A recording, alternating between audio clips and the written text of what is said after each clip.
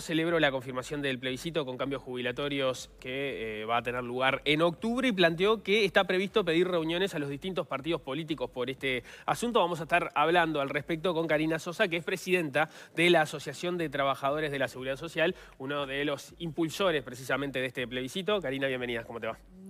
Muchas gracias, buenos días. Gracias por estar aquí.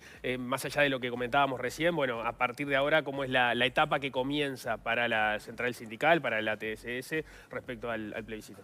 Bueno, no cambia muy radicalmente porque en realidad nosotros hace muchísimos años que venimos tratando de informar a la población de las consecuencias que ha tenido implementar un sistema mixto en un país como Uruguay y las consecuencias reales que son tangibles, que se ven en los recibos de cobro de los pasivos y no han dado los resultados que se prometieron.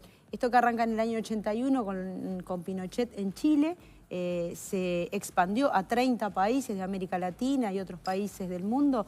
Son casi 200 países, solo en 30 logró entrar y 18 ya deshicieron el sistema. Por tanto, ahí capaz que hay que hacer una precisión, ¿no? Que vos la podrás explicar mejor que yo, y es... Uruguay no adoptó el mismo sistema que Chile, exactamente. ¿no? Uruguay adoptó un sistema mixto donde estaba el pilar de reparto intergeneracional, que era con el que Uruguay venía, y además sumó para quienes tenían determinados tipos de ingresos un pilar de ahorro individual. Y el regreso que se ha dado, de hecho, en el mundo tiene que ver con el pilar de ahorro individual, pero no estamos hablando de sistemas mixtos, es gente que estaba o países que estaban en el ahorro individual. Argentina no era igual que Chile. Fue una experiencia que no fue positiva, ¿no? ¿Para quién? Para el país y las cuentas del país. Y para los trabajadores.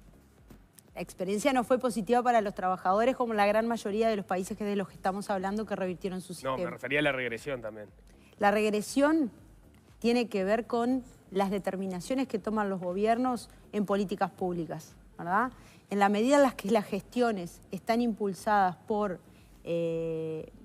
formas de llevar adelante un país que no se enfocan en las necesidades de la gente, siempre va a fracasar.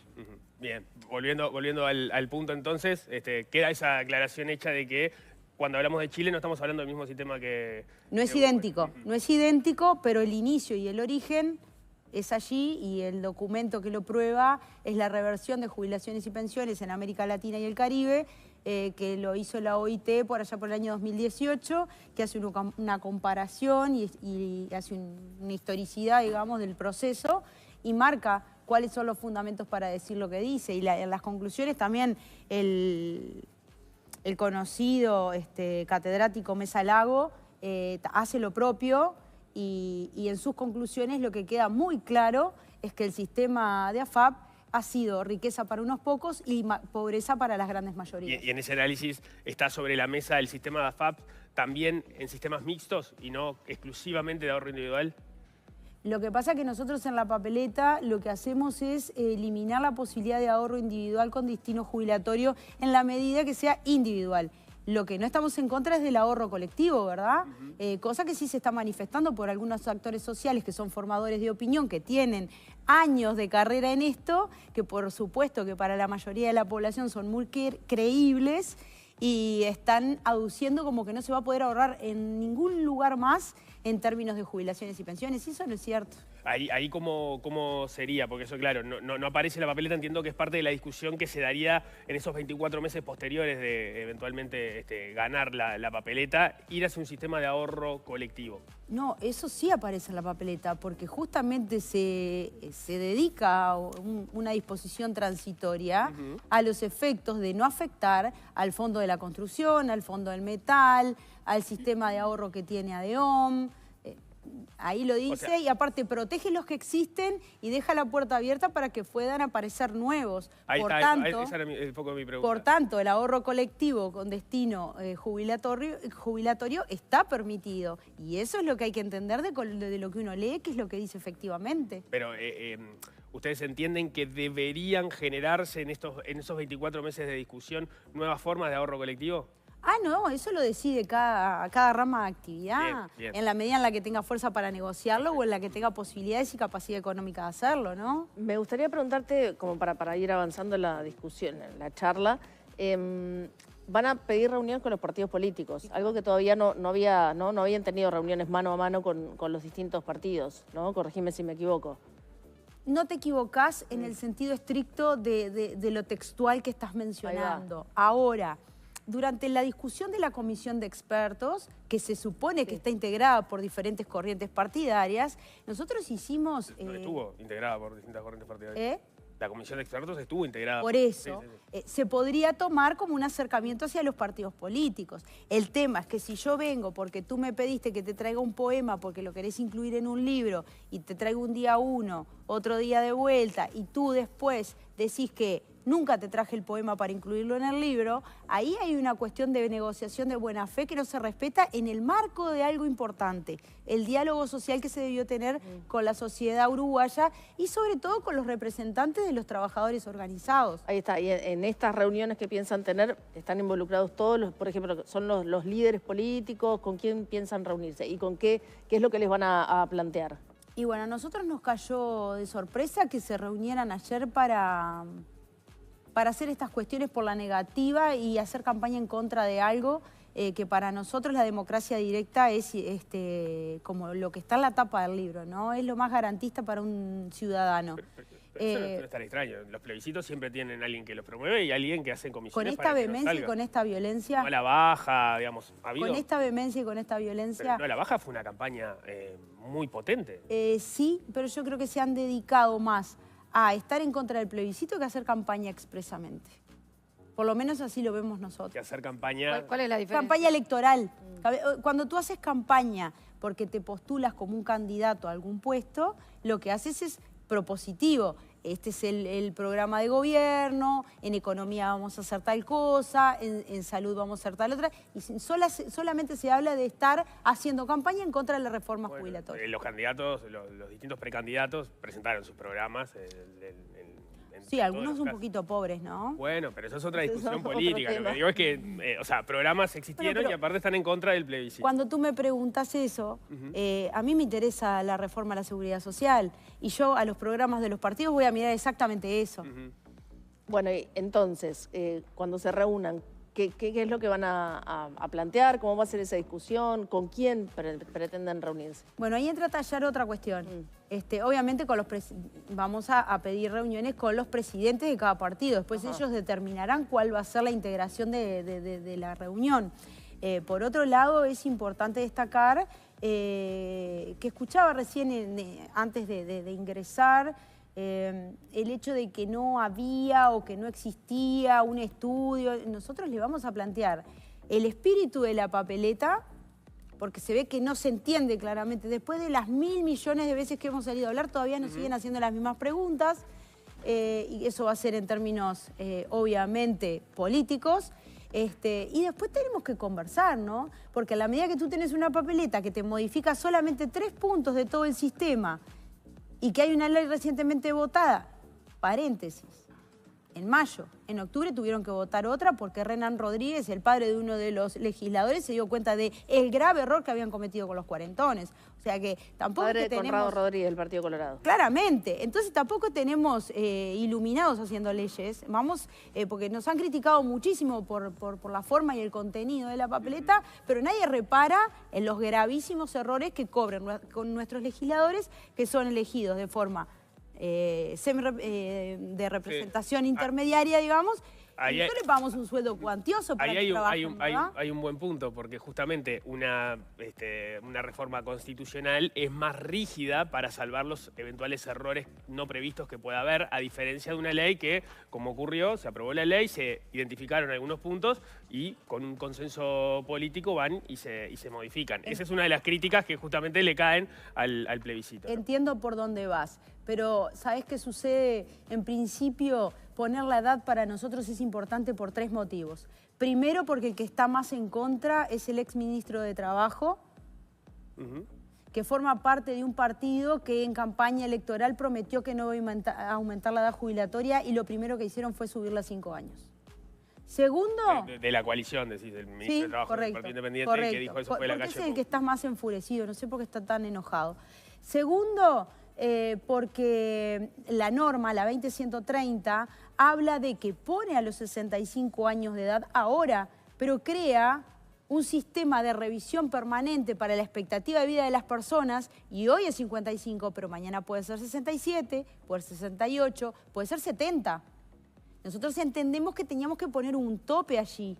¿Por qué? Porque quien quiera seguir trabajando más allá de los 60 va a poder hacerlo, y quien tenga servicios bonificados va a poder seguir retirándose antes de la edad de los 60 años. No hay un impedimento. ¿Cuál es el brete? ¿Cuál es? No, por ejemplo, te pongo un ejemplo justamente de las rigideces que tiene una reforma constitucional que identificadas en una ley se podrían modificar, y es el punto 6 de la papeleta, que habla que ninguna jubilación ni pensión podrá ser menor al valor del salario mínimo nacional, ¿no? Y ahí, discursivamente, el PIT-CNT ha sido muy explícito en que su intención es que sean por persona, o sea, que ninguna persona al recibir pensión o jubilación reciba una cifra menor al salario mínimo nacional. Ahora, no es lo que dice la papeleta dice ninguna jubilación ni pensión podrá ser menor al valor del salario mínimo nacional. Y ahí da la impresión, y de hecho el propio Óscar Andrade, cuando estuvo aquí hace algún tiempo en debate con Pablo Mieres, reconocía que, bueno, si hay, eso debería arreglarse con una ley interpretativa.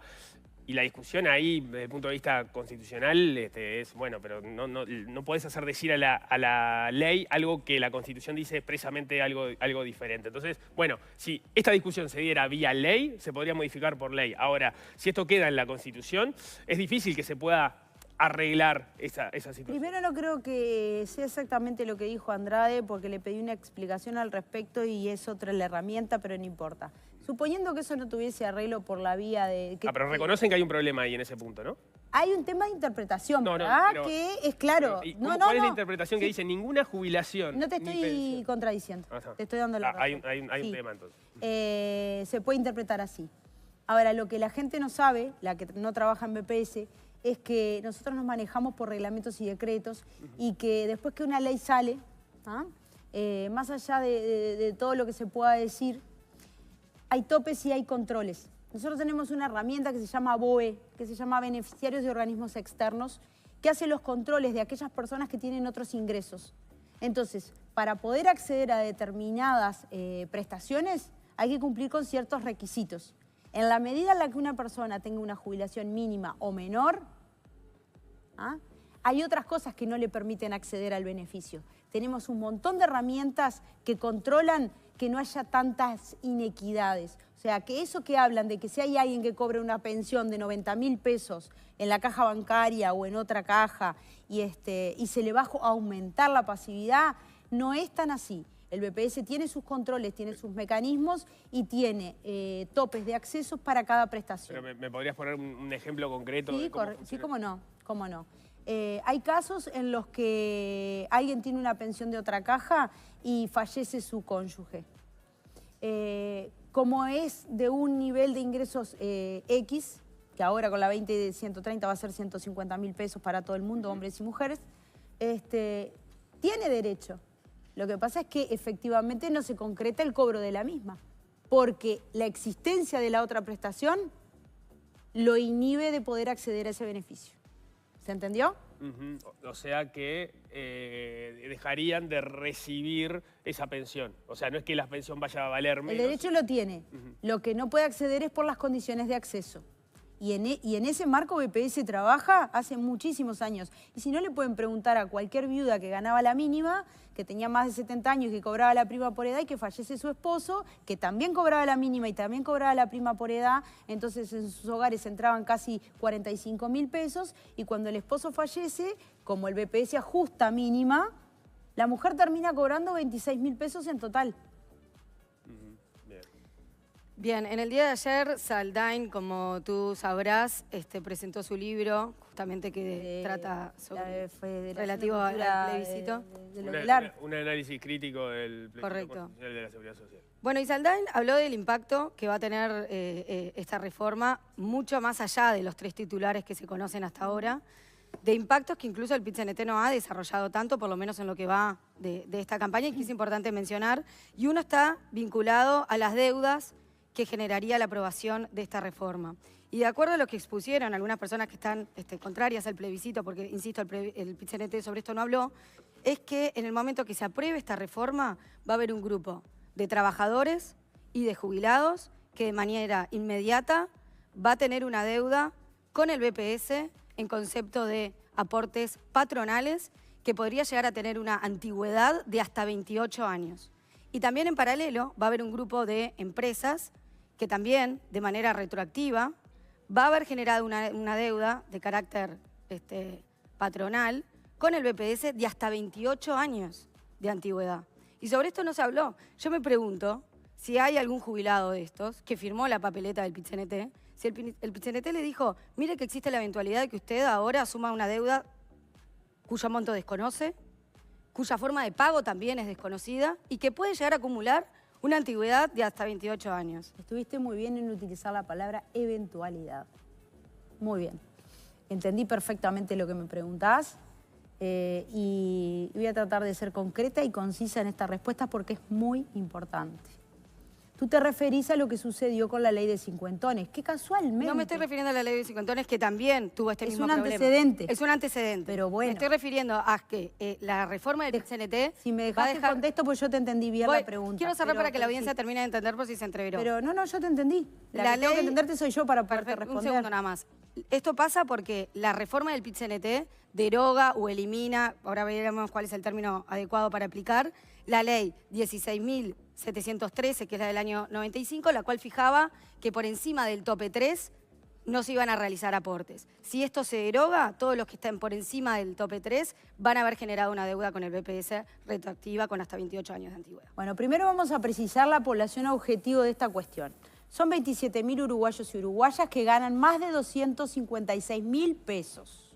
Es verdad. O sea que no son los ciudadanos... No tengo claro el número, pero son por encima del tope 3 de 256.000 Ahí pesos. está. No son los ciudadanos más pobres que tienen problemas de ingreso al mercado laboral, ni que sobreviven con un salario de miseria, ni con una jubilación de hambre. Primera cosa. Pero eso no merece que sean tratados distintos a los que cobran menos. Porque tú me pediste redondear, yo te contesto. Adelante. La cuestión es esta. Traje a colación la ley de cincuentones porque fue una decisión política. Tanto el diezmo, que para nosotros fue una apropiación indebida del dinero de los trabajadores, que me imagino que saben a lo que me refiero, Sí. Cuando transfirieron los fondos le quitaron el 10% a la gente, se lo quitaron y la gente aún así se fue al Banco de Previsión Social. ¿Saben por qué?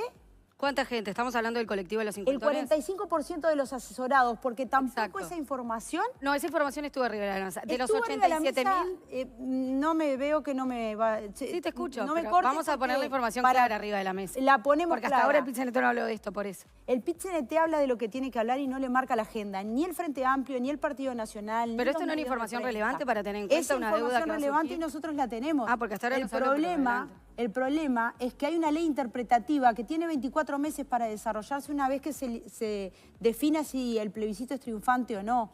Entonces nosotros, como somos responsables, no podemos hacer deliberadamente proyecciones actuariales al año 2100, como sí lo ha hecho público el BPS, los ministros, el doctor Saldain, que además fue el redactor de la ley del 95, fue presidente del Banco de Previsión Social, tiene un bufete de abogados que hace juicios contra el artículo 16 de la ley 19.590. O sea que podríamos decir que su negocio y su vida económica se basa en la seguridad social. O sea, estamos hablando de personas que tienen intereses creados sobre esto.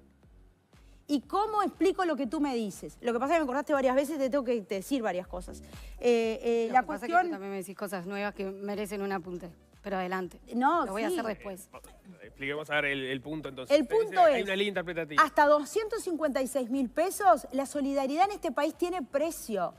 Todos los ministros, los senadores, los diputados ganan por encima de 500.000 pesos.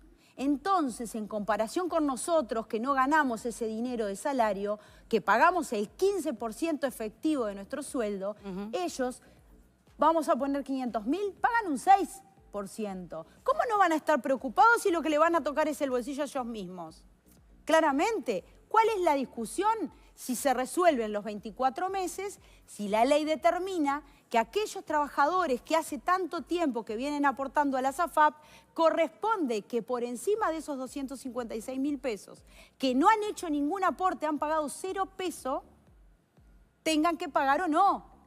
¿Y ustedes creen que el sistema político va a resolver en contra de esa gente? Que justamente es la que aporta para las campañas políticas. Yo creo que no. Pero si esto se resuelve con una ley interpretativa, que es lo que tú estás diciendo, primero decir que si son pocos o si ganan mucho, no me parece un argumento suficiente para no haber dado esta información a tiempo, para empezar. A mí me parece que sí, porque es mucha la gente que pasa mal. Pero a costa de los privilegios. quienes ganan mucho tienen derecho a ser tratados de manera diferente de lo que tratan. No, porque la papeleta te garantiza que no va a haber pérdida en el No, digo megapago, a la te lo marca información que así. se ha dado al respecto. Capaz que alguno de ellos firmó y no sabía que estaba generando una deuda. Mucha gente que gana más de 256.000 pesos firmó con toda la conciencia. Sí, pero se explicó, porque hasta el momento no se había explicado. Sí, Eso se por explicó, sí. Bueno, qué raro, porque no salió en prensa ninguna de esto, que parece ser un impacto bien superlativo. Pero dejando de lado esto, Si tú me dices llamaba, que... yo te lo explicaba. No, no es a mí, esa es la ciudadanía. Pero dejando de lado esto, tú dices que se resuelve con una ley interpretativa. ¿Una ley puede ir en contra de lo que dice la Constitución? ¿Qué dice la Constitución al respecto de va a decir cobrarle lo la que diga, diferencia? va a decir lo que diga la... ¿Pero qué dice? La ley reglamentará los aportes personales correspondientes a las asignaciones computables del tercer nivel previsto por el literal C del artículo 7 de la ley 16.713 del 3 de septiembre del año 95. Entonces estás asumiendo que le van a cobrar el Montepío por la diferencia. No, estoy asumiendo que capaz que hay una ley que contradice lo que dice la reforma constitucional que quiere instalar La el reforma CNT. constitucional es clara, Analia. El punto para explicar la posición de ustedes es que Es esto clarísimo ese implica párrafo. una ley interpretativa o reglamentaria que no va a ir contra las eventuales deudas que se podrían generar para atrás, de manera retroactiva. ¿Te das cuenta que Digo, nosotros pero estamos para haciendo entender, una... ese es el punto. ¿Es así? Nosotros estamos haciendo una propuesta Sí. de no perjudicar a ningún trabajador, ninguna trabajadora, así gane 500.000 pesos, lo dice la parte donde habla de la ley 1673 y 18395, y al final le damos el pie al Poder Legislativo para que interprete cómo va a manejar la no aportación, que para nosotros es una total injusticia. Tú tendrás tu interpretación, yo tengo la mía, no importa, no tenemos por qué coincidir, pero a nosotros nos parece de total injusticia social que una persona delivery que pueda ganar 30.000 pesos por mes pague el 15% de 30.000 pesos y quienes ganan 500.000 pesos paguen un 6% del total de su ingreso. Sí, ahí claro, O sea, entramos en los detalles de cómo funciona actual el pilar, los distintos pilares. En realidad, si la persona que gana más de 256.000 aportara el 15%, eso no terminaría, por lo menos con el sistema actual, no termina volviendo tampoco al BPS, porque en realidad todo lo que pase el Pilar 2 es para la cuenta de ahorro individual, ¿no? Exacto. O sea, la Pero- gente deja de aportar, pero también deja de aportar a su caja de ahorro individual. Al no aportar, si se quiere, se está perjudicando su propia jubilación en este sistema. Pero si tú querés, es voluntario. Nadie dice que si gana 500.000 pesos tenga que retirar de la FAP lo que pagó. La FAP se lo devuelve por concepto de que se excedió del Pilar 3, pero todo el mundo va y lo saca. O sea, que tanta voluntad de aporte no hay. Hablemos con esa gente a ver qué opina, porque ¿por qué lo retiran? Pero en el antecedente de los cincuentones, que eran 87.000 el total del colectivo originario, 47.000 de ellos, a raíz de esta eventual deuda que se le podía generar con una retroactividad y antigüedad de hasta 28 años, decidió quedarse aportando a la FAP. Más de la mitad decidió quedarse. ¿Fueron todos asesorados? Y sí, porque de hecho ¿Fue clara firmaron la información? quienes se quedaron. ¿Fue masiva la información? Quienes ¿Se enteró todo el mundo? Y es masiva la información en relación Bueno, a esto. lo mismo pasa con el artículo 8. Pero perdón, quienes se quedaron firmaron un documento que decían que no iban a asumir esa deuda y que se quedaban dentro del sistema mixto Estamos de aportando a la acuerdo. FAP. Pero Entonces a no ver, son pocos. Pero a Tú ver. decías que había un antecedente. Más de la mitad decidió no asumir esa deuda. A ver, Analia, si yo tengo la oportunidad de saber, porque aparte es un simulador. Sí. Yo no sé si hoy esas personas tienen el mismo trabajo o si la decisión en ese momento que tenían 90 días para tomarla, sabiendo el futuro que les esperaba, hubiese sido otra. Eso pasaba en la situación de una persona que tenía un trabajo estable, constante y que tenía un nivel de vida que le permitía hacer una proyección en la que no perdía poder de compra, no perdía comodidades y no perdía el nivel de ingreso. Eso se hace en base sobre supuestos. Ahí te obligan a tomar una decisión en 90 días que es para el resto de tu vida. Yo no sé si tenían tan claro cuáles eran las implicancias y el alcance, porque puede haber muchos de ellos que en ese momento eran gerentes de alguna multinacional que puede haberse fundido y haberse retirado del país, y esa persona hoy puede tener un pequeño emprendimiento, puede estar trabajando de conserje en un edificio.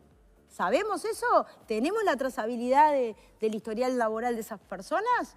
No lo tenemos, como tampoco tuvimos la información masiva y de forma constante como debió ser, y tampoco tuvimos la fuerza suficiente para pararnos fuerte enfrente de Astori y decirle que el 10% era una expropiación de los capitales como están tratando de manifestar ahora. Expropiación sí fue eso. Te quería consultar, ayer empezaron a dar algunos números, que ha sido un tema de discusión, ¿no? Se estuvieron juntando firmas y ahí faltaban números de parte de quienes estaban proponiendo el plebiscito. Nosotros hicimos el esfuerzo, Barbé vino aquí, nos señaló quiénes eran los economistas que estaban trabajando, hicimos el intento con Jorge Notaro, estuvo aquí, presentó más o menos cómo era la forma que estaban calculando los números de una parte de los puntos que están en la papeleta. Ayer se empezó a hablar de que por 20 años esto no tendría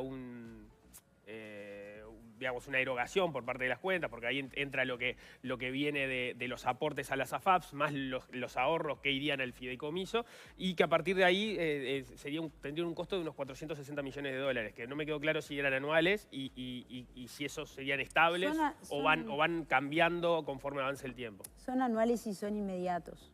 ¿Inmediatos? Claro, porque eso es lo que habla de la equiparación del salario mínimo nacional con las jubilaciones y pensiones. Estamos hablando de un valor nominal. Solo sobre ese punto. ¿Y qué otro punto nosotros podemos establecer en términos económicos si no hay una ley interpretativa de la papeleta? Dime tú.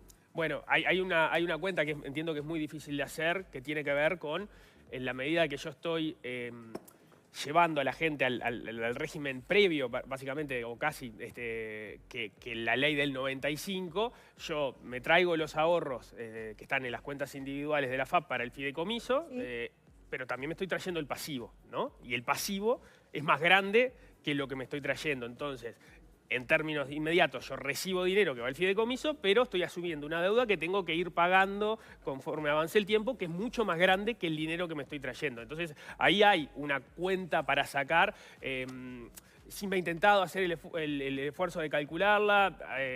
Digamos, los números más cautos hablan de que vos te traes unos 20 y pico puntos del producto y que por lo menos digamos, te lo traes como activo, pero como pasivo tenés que pagar al menos 40 puntos del producto y hay cálculos que van mucho más arriba.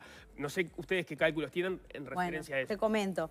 Nosotros tenemos una sola certeza, que son 460 millones de dólares, que significa el aumento de las jubilaciones mínimas y pensiones mínimas al salario mínimo nacional, por persona, no por prestación.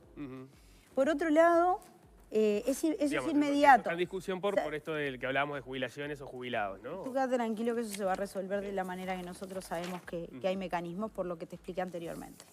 Después tenés esto que entras a la página de BPS y en el año 2022 te habla que el régimen general erogó 509 millones por concepto de asistencia financiera.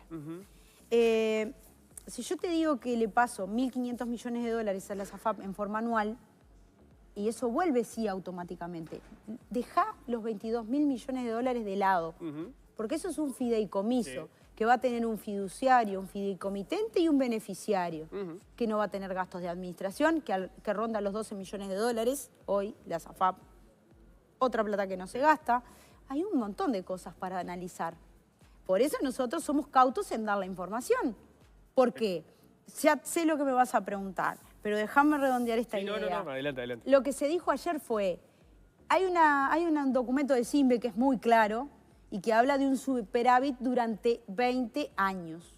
Ese sí toma en cuenta el dinero del fideicomiso, ¿verdad?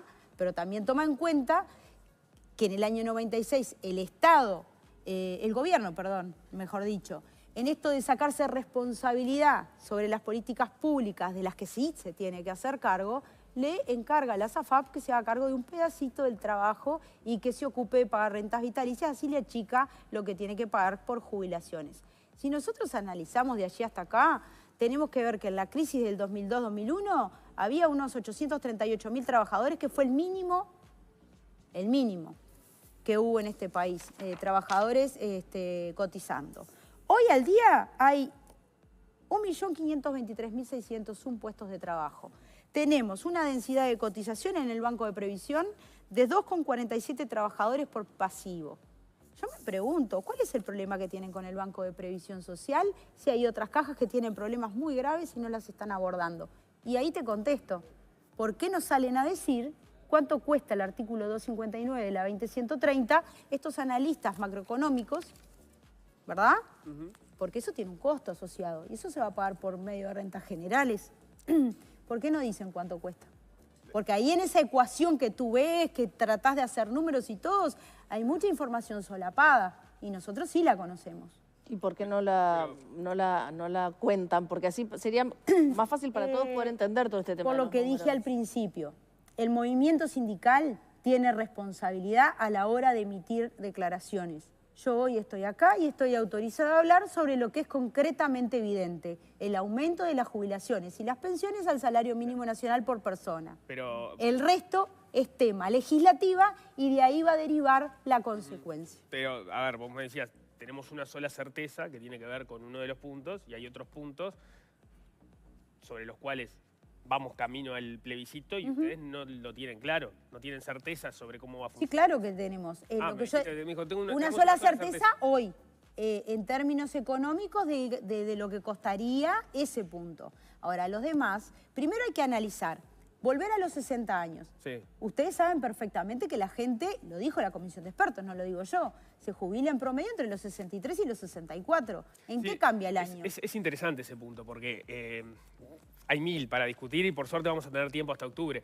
En realidad, los que se pueden jubilar a los 60 años, porque tienen que tener además 30 de trabajo, que hay muchos que no son tienen. Principalmente, claro, muchos no tienen, son principalmente trabajadores públicos, docentes, gente que tiene una carrera más o menos estable. Entonces, el punto de los 60 años va a privilegiar principalmente a gente que tiene carreras estables y que seguramente no están en esas jubilaciones más sumergidas ni tienen trayectorias laborales muy complicadas. Quienes están muy complicados igual van a tener que seguir trabajando porque van a tener que llegar a los 30 años y en general no llegan, son una porción mínima. Digo, La flexible queda. O sea, la 20130 no eliminó la de 65,25. No tienen por qué llegar a los 30 años de trabajo. Bueno, a los 65 con 25, pero ahí ya estás en los 65. Bueno, ese producto, ahí vamos a ir de nuevo, porque el acérrimo detractor de la reforma nuestra, que es el exministro de Trabajo, se ha dedicado todos estos años ¿a qué? Porque es la policía del trabajo. Él sabe que hay informalidad y lo reconocen los medios de prensa. ¿Por qué no hace su trabajo y sale a recorrer como debe de hacerlo? ¿No tiene personal suficiente? No, no lo tiene. Como tampoco lo tiene en BPS, que también hacemos un trabajo similar. Sí, digamos, la informalidad ha tenido bajas, ha tenido altas y tampoco está en niveles muy distintos a lo que estaba... ¿Tuya, mía? ¿De quién es la responsabilidad del Ministerio de Trabajo? Bueno, pero por eso lo que digo es también evaluar la informalidad, que además se comporta distinto en distintos puntos del país. Uruguay tiene niveles de informalidad que no son tan elevados. En términos comparativos con la región, por ejemplo. Te voy a mandar un documento para que lo leas, que está muy Estamos peor en informalidad que Argentina, seguro Paraguay, que no. Bolivia. Tú decís que estamos mejor. ¿Que Argentina? Sí. Ah, sí, claro. Y por eso Pero estar mejor no quiere decir estar bien. No, yo no digo eso.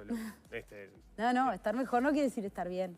Mi última duda es, en todo esto de los números que ha circulado y que, bueno, hoy hablábamos del tema del Cuesta Duarte y todo ese asunto que con lo que empezamos esta conversación es, si en estas charlas que van a empezar a tener con el sistema político, va a haber un material que se les presente con números, que respalde todo esto que vos nos estás planteando acá y estas eventualidades de cosas que podrían suceder. Por supuesto que sí, por supuesto que sí. Pero quiero dejar claro que la papeleta no, más allá de esa interpretación que yo te la doy por buena y que hay que analizar cómo se resuelve, en definitiva el espíritu de la papeleta tiene una cuestión de fondo que se va a explicar en ese documento claramente.